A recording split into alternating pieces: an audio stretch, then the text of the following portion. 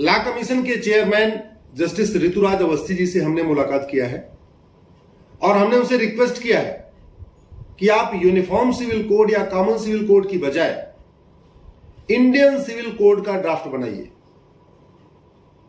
Uniform civil code या common civil code पहले से बहुत डिस्प्यूटेड हो चुका है, इसके बारे में बहुत सारी भ्रांतियां हो चुकी हैं और हमारे देश में इंडियन पिनल कोड है, इंडियन एजुकेशन कोड है, इंडियन टैक्स कोड है।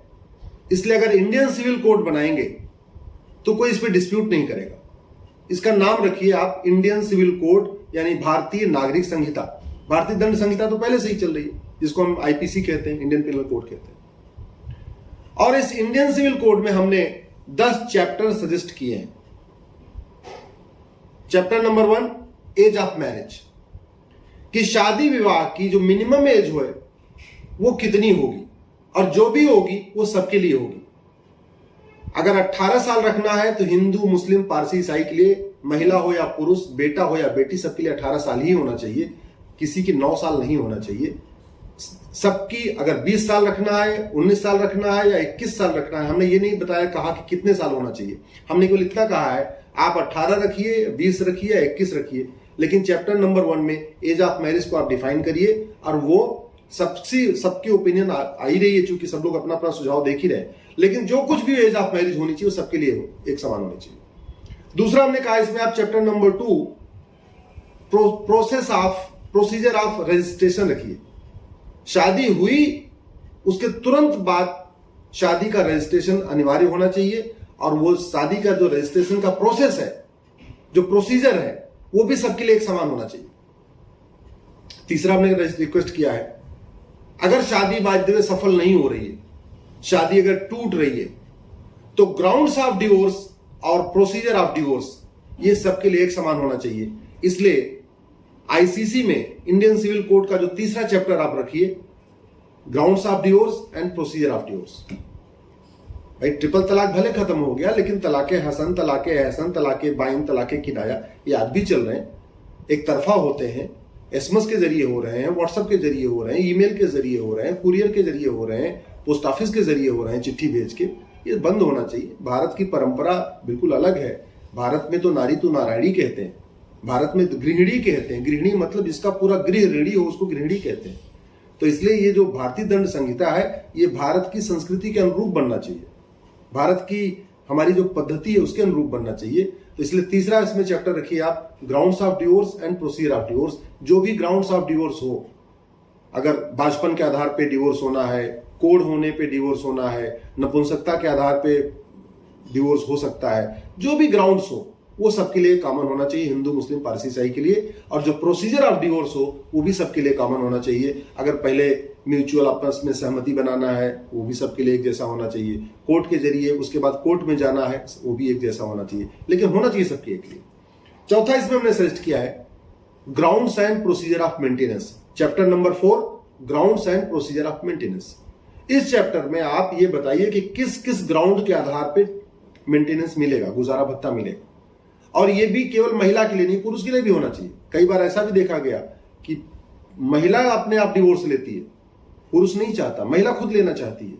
अगर खुद लेना चाह रही है और वो सक्षम है, पुरुष बेचारा गरीब है, हस्बैंड गरीब है, उसको भी मेंटेनेंस मिलना चाहिए। वो किसके भरोसे रहेगा? तो ग्राउंड्स ऑफ मेंटेनेंस और प्रोसीजर ऑफ मेंटेनेंस कॉमन होना चाहिए, जेंडर न्यूट्रल होना चाहिए, रिलीजन न्यूट्रल होना चाहिए, हिंदू, मुस्लिम, पारसी, ईसाई सबके लिए लागू होना चाहिए। चैप्टर नंबर 5 इसमें हमने सजेस्ट किया है grounds of adoption and procedure of adoption. किस किस ग्राउंड के आधार पे आप बच्चा गोद ले सकते हैं और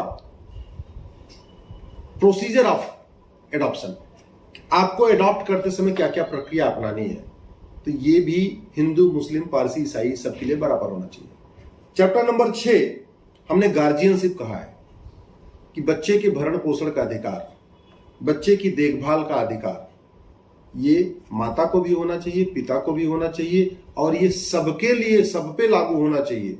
ऐसा नहीं होना चाहिए कि मुस्लिम्स के लिए अलग, पारसी के लिए अलग, हिंदू के लिए अलग, क्रिश्चियंस के लिए अलग। ग्राउंड्स ऑफ गार्जियनशिप और प्रोसीजर ऑफ गार्जियनशिप ये भी जेंडर न्यूट्रल होना चाहिए, रिलीजन न्यूट्रल होना चाहिए।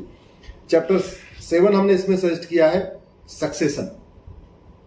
और चैप्टर 8 सजेस्ट किया है इनहेरिटेंस, यानी विरासत का अधिकार और वसीयत का अधिकार, ये भी सबके लिए एक जैसा होना चाहिए। विरासत करने की जो प्रक्रिया है, जो प्रोसीजर ऑफ सक्सेशन है, प्रोसीजर ऑफ इनहेरिटेंस है, ये भी सबके लिए एक जैसा होना चाहिए। इक्वल राइट होना चाहिए, बेटा और बेटी को समान अधिकार मिलना चाहिए, और वो हिंदू को भी मिलना चाहिए, मुस्लिम्स को भी मिलना चाहिए, पारसी को भी मिलना चाहिए, ईसाई को भी मिलना चाहिए, अलग अलग नहीं होना चाहिए। चैप्टर 9 हमने इसमें सजेस्ट किया है पॉपुलेशन कंट्रोल। भारत की 50% से ज्यादा समस्याओं का रूट काज पॉपुलेशन एक्सप्लोजन है। जनसंख्या विस्फोट बहुत बड़ी समस्या हो चुकी है, इसलिए हम दो हमारे दो, ये है चैप्टर नंबर 9। एक पति और एक पत्नी और सबके 2 बच्चे, 2 से ज्यादा बच्चा नहीं। इसमें हमने सजेस्ट किया कि चैप्टर 9 होना चाहिए population control and family planning. और चैप्टर 10 हमने सजेस्ट किया है पेरेंट्स केयर। भाई पति पत्नी का विवाद तो हो गया, पति पत्नी का अधिकार भी डिफाइन हो गए, लेकिन पता चला कि पेरेंट्स का क्या होगा। आज की डेट में पति पत्नी तो आराम से तलाक भी ले लिए, अलग भी हो गए, रह भी रहे हैं, बच्चों का भी सब मामला सेटल हो गया, बच्चों को कितनी मेंटेनेंस मिलेगी वो भी डिफाइन हो गया। लेकिन इसमें बेचारा सबसे ज्यादा परेशान कौन है? बूढ़े माँ बाप। बूढ़े माँ बाप के लिए कोई कहीं पे कानून में कहीं कुछ लिखा ही नहीं है। इसलिए जो सबसे इंपॉर्टेंट है वो अवश्य होना चाहिए आपके इंडियन सिविल कोड में, वो हमने सजेस्ट किया है चैप्टर नंबर 10 पेरेंट्स केयर। अगर पति पत्नी अलग हो रहे हैं तो बाकी तो ऊपर हमने बता ही दिया, वो सब डिफाइन हो गया। लेकिन अगर पति पत्नी अलग हो रहे हैं तो माता पिता की देखभाल कौन करेगा, कैसे करेगा, उनको कितना उनको गुजारा मेंटेनेंस मिलेगा, उनके लिए क्या क्या प्रोसीजर होगा, ये होना चाहिए चैप्टर नंबर 10। ये हमने अपनी तरफ से सजेस्ट किया है। आपको लगता है इस 10 चैप्टर के अलावा कुछ और भी बन सकता है तो आप भी सजेस्ट करिए। एक बार मैं डिफाइन कर देता हूं, इन यूसीसी में ये सब नहीं आ सकता, पॉपुलेशन कंट्रोल यूसीसी में नहीं आ सकता, इसलिए मैं कह रहा हूं यूसीसी नहीं आईसीसी बनाइए। पेरेंट्स केयर भी यूसीसी में नहीं आ सकता, इसलिए हमने कहा है आईसीसी बनाइए, इंडियन सिविल कोड। और इंडियन सिविल कोड का हमने 10 चैप्टर बनाया है।